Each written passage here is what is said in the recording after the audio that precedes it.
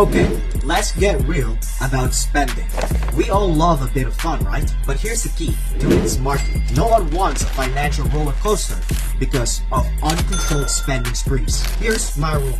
Set a monthly limit for fun spending. It's like giving yourself an allowance. You invest first, secure your future, and then you play with what's left. Many people think, I'll just save everything and not spend a dime. Sounds good, but it's like a pressure cooker. Eventually, you might explode and go on a spending spree. Imagine you're spending like a diet.